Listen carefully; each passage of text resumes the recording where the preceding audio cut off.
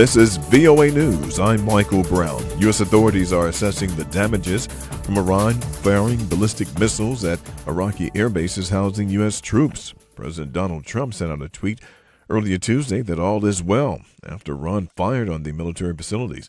VOA senior White House correspondent Steve Herman has more. There is some speculation that the Iranians wanted to send a message of retaliation but not cause an escalation that would have compelled the President of the United States to attack Iran as he has threatened. President Trump says he will make a statement on Wednesday morning, and Iran's foreign minister said Iran does not want escalation or war. President Trump has backed away from his threats to target Iranian cultural sites. Get more on that part of the story from the AP's Ed Donahue. The president first tweeted the threat and said it again to reporters over the weekend after the airstrike that killed Iran's top general. Targeting cultural sites is a war crime. If that's what the law is, I like to obey the law. But think of it, they kill our people, they blow up our people, and then we have to be very gentle with their cultural institutions. But I'm okay with it. Defense Secretary Mark Esper distanced the Pentagon from the president's threat. Ed Donahue, Washington. Ukrainian President Zelensky said there were no survivors from a Ukraine International Airlines plane that crashed Wednesday shortly after taking off from Iran's capital. The flight was bound for Kiev, and Ukraine's prime minister said it was carrying 167 passengers, 9 crew members. Authorities are investigating what caused the plane to go down. We'll keep you abreast of the very latest. For details on more news, join us, voanews.com or the VOA mobile app. From here in Washington, this is VOA News.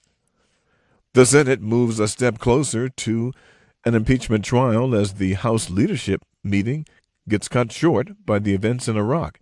We get more on that story from the AP's Jackie Quinn. After Senate Majority Leader Mitch McConnell said, "We have the votes." He says Republicans can start the impeachment trial in the Senate without calling any witnesses immediately. What's good for President Clinton is good for President Trump. McConnell called on House Speaker Nancy Pelosi to send the articles of impeachment to the Senate. Pelosi was meeting with her leadership team at the Capitol when she was told about the Iranian strikes in Iraq and reportedly asked them to pray. The top Democrat in the Senate, New York's Chuck Schumer, says Republicans don't want witnesses because they'll implicate President Trump. Witnesses and documents, fair trial.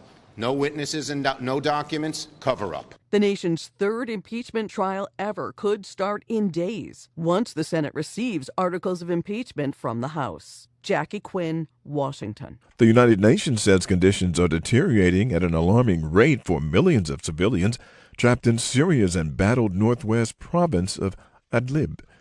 Lisa Schlein reports for VOA from Geneva. Turkey and other countries have closed their borders with Syria, making it virtually impossible for some 3 million civilians in Idlib to escape the violence.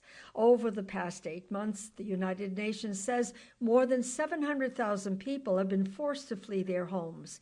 It says 300,000 of them have become displaced since mid-December. That is when Syrian forces and their Russian allies mounted a fierce onslaught to retake Idlib, the last territory still under rebel control. Spokesman for the UN Office for the Coordination of Humanitarian Affairs, Jens Laerke, says at least 1,300 civilians were killed by airstrikes and shelling between May and August. Lisa Schlein for VOA News, Geneva. The U.S. government-led research has found no strong evidence linking baby powder with ovarian cancer in the largest analysis to look at the question.